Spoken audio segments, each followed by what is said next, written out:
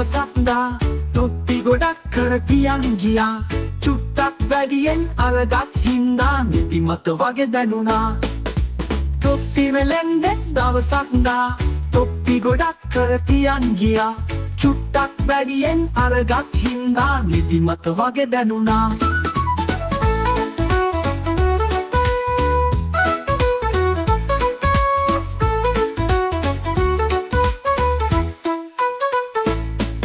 රුස්ස ගහලද ඇලවී තොප්පි ගොඩක් බිම පෙරලී. මහටඩි කොටයක් ඉරනා සද්දෙන් ගොරවන්නට ගත්තා. වාසිය බොලේ ඇති වෙලෙ මලේ අපි නිකන් ඉන්න හොඳ නෑ. වඳුරොත් වැදගත් මිනිසුන් වාගේ තොප්පි බෙදාගත්තා.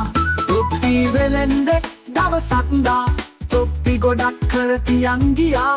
චුට්ටක් වැඩියෙන් අරගත් හින්දා නිදිමත වගේ දැනුණා.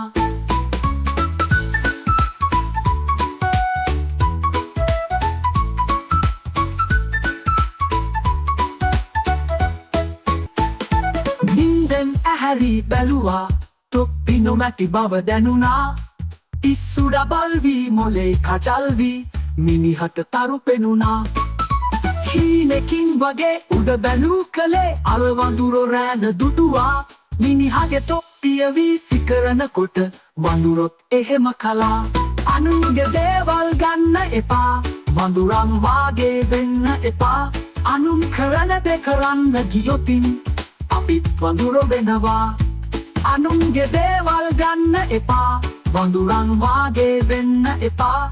අනුන් කරන දේ කරන්න ගියොතින් අපිත් වඳුරෝ වෙනවා. අපිත් වඳුරෝ වෙනවා. අපිත් වඳුරෝ වෙනවා.